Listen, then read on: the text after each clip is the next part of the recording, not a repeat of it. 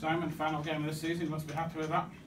Yeah, very happy. I mean, we suffered through a little bit of duress tonight. We were cruising, and then with 20 minutes to go, we had no fit subs available. So it was a really tough win from the guys. I mean, Michael Lawrence had to come off with 15 minutes to go, and we looked like having to battle through that last 15 minutes with 12 men. But Akumatai decided that he was going to go against the doctor's wishes, and he went back on the field and played the last 15 minutes with a bung knee. So yeah, you can say they got back into the game and all that, but at the end of the day, we had to fight through some real tough times tonight, and I think it showed the character of the team at where it's at the moment. And you know, playing against a team that scored 60 points last week, I thought it was a fantastic effort.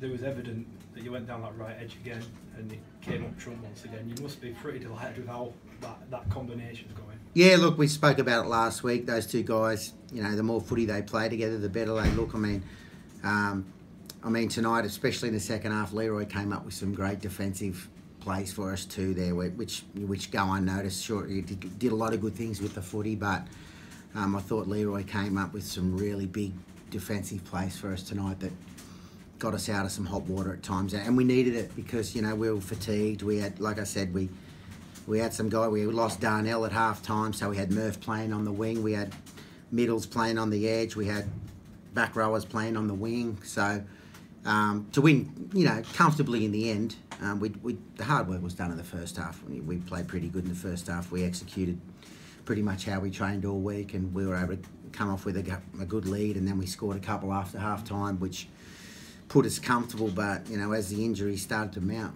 they sort of come back into the game. So, but at the end of the day, it was a fantastic win. You had the spell either side of half time where Wakefield didn't look like they knew how to deal with you.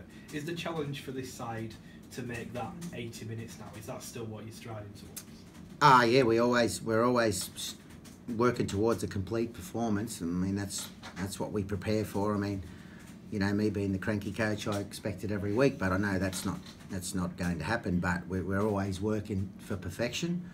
I thought, you know, the first half, I mean, I think we made one error, and we completed over 90%. Now D was, you know, they scored a couple of tries where we need to be a little bit better, but you know, half time I was pretty comfortable with where we were at, and like I said, we started the second half pretty good. We were able to get a couple of quick tries. So. But like I said, you know, an outsider looking in will say we took our foot off the gas and we let them back into the game, but that wasn't the case at all. Like I said, we had to overcome a fair bit of adversity in that last 20 minutes, and I thought the guys handled it great. You said there are a few injuries. Aaron Murphy and Michael Lawrence in particular look to be struggling. How are the... Yeah, well, I'm disappointed with the Murphy one. I mean, I'm not too sure. You know, the referee penalised, you know, Wakefield there at one stage and gave them the warning, and then didn't penalise them again the whole game. I mean, Murphy, we lost a player through, you know, a leg lift, which the referee put on report, but he didn't penalise them. So I'm not too sure. You know, this warning, I don't think it works, because, you know, the referee warned Wakefield and then wouldn't penalise them again, and we lost a player where the referee put one of their guys on report, but said that's fifth tackle, play the ball. Where's the penalty? So I'm not too sure what the referee's thoughts were there, but I thought we were hard done by, and we lost a player, and you know, he looks like he could miss a week, 2-3 weeks with a hamstring. So that was disappointing from my point of view. But you know, Lawrence looks like he'll be out for an extended period. Ollie Roberts was a head knock, so he'll be okay. We got the week off, and Darnell was just a really bad cork, so he'll be okay with the week off too. Got to ask you about Jermaine McGilder in particular. Back-to-back hat-tricks is special for any player, never mind, you know, just anyone. This is a player that's really struggled for service on that right edge for years at Huddersfield. It's been well documented. He's not getting the ball that people think he should. It's proven in the pudding now that you're giving him the ball, he'll score tries, isn't it? Well, his big mate Leroy's back, so he's as happy as a pig in you know what. But no, Jerry's out. You know, he's getting better every week. And look, I think. You know, particularly since I've got here, I think Jerry's been pretty good. I think, you know, the stuff he does for us at the back end of the field, again, doesn't go noticed by a lot of people outside, but it certainly doesn't go unnoticed by the coaching staff and his teammates. He does a great job for us, and, you know, does a really good job getting us on the front foot coming out of our own end. And you know, at the moment now he's in a bit of a purple patch, and Leroy's, like I said last week, he's getting better every week. And I'm really happy for Jerry that he's been able to convert his performances into some tries in the last couple of weeks. You mentioned Michael Lawrence might be out for an extended period, so the news that Matagi will be coming over early, that's just been announced tonight, that's a nice little boost for you, isn't it? Yeah, it is. It is. So he was obviously signed for next year, but he's been able to he's been granted a release from the Eels, and he's taken a pay cut to come over here this year. So speaks volumes of the bloke. He's a leader.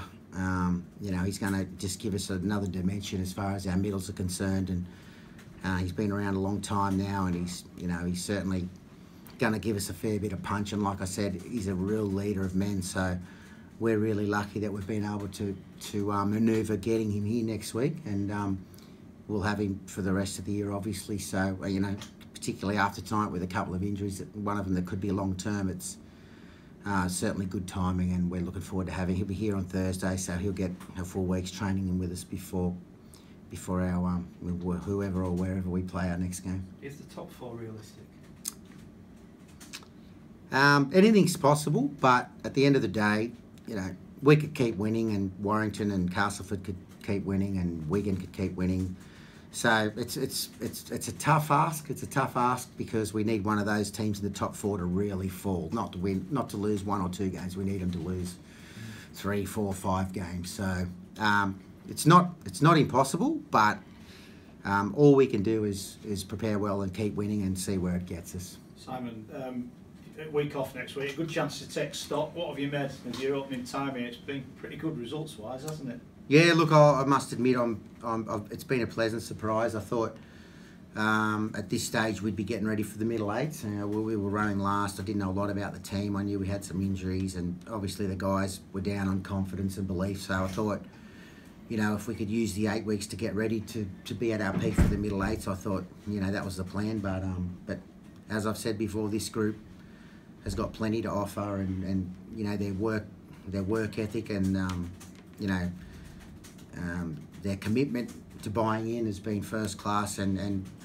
with that's come results, and with the results has come a bit of we've been able to get a bit of belief and confidence. So you know, we've just been able to keep winning, and it's been a nice surprise, and we can sit back now and have a few days off, and we can next Wednesday, I think the schedule comes out for the next 7 weeks. We'll get together again next Thursday, and we'll sit down as a group, and we'll reassess, and we'll come up with some goals, what we want to achieve in the next 7 weeks. Last one from me. It's not long ago that Huddersfield were regular fixtures in the top 4. Does that potential excite you, what you've seen here and what you believe you can add to it?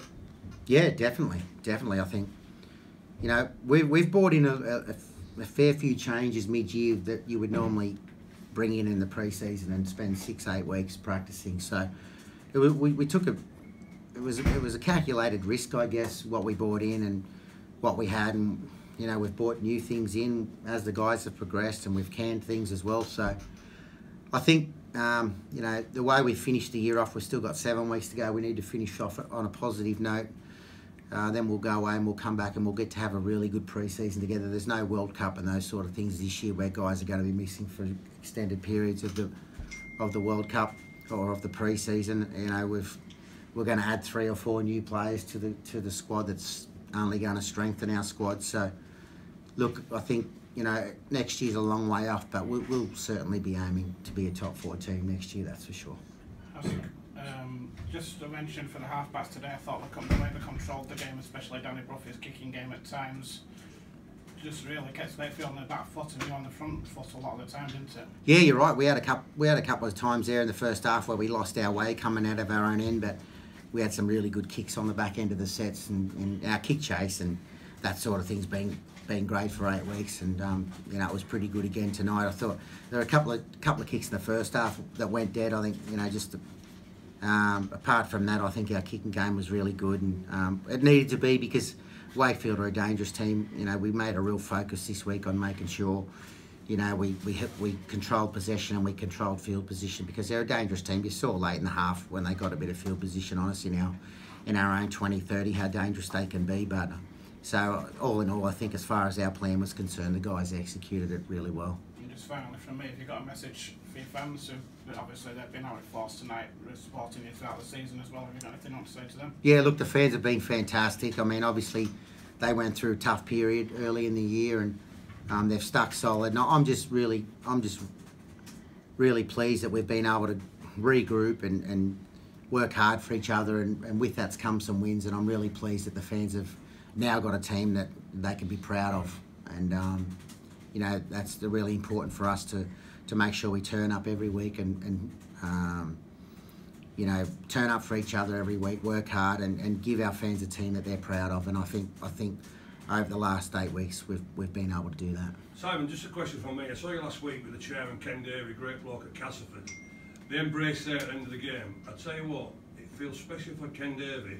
Not a bad bloke, mate, is he?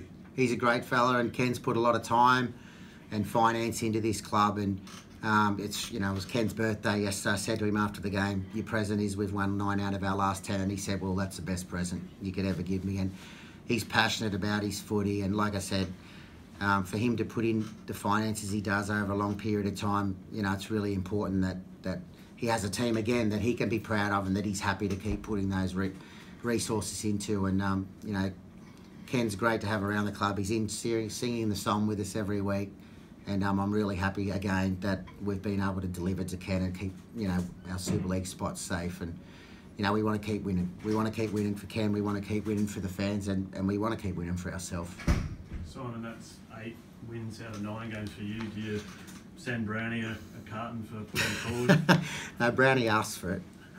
Brownie often texts me and says, I've looked after you. But no, he's really happy for him. Brownie obviously spent a lot of time here, and he's still got a soft spot for the Huddersfield Giants, and we talk every week. And Brownie's been fantastic for me. He gave me an opportunity at the Knights, and obviously pushed me in the right way as far as the Huddersfield Giants was concerned. He obviously had faith that I could come over here and do the job, and his word meant a lot to the board and to Richard, so I'm really thankful for Brownie, but I won't tell him that too often.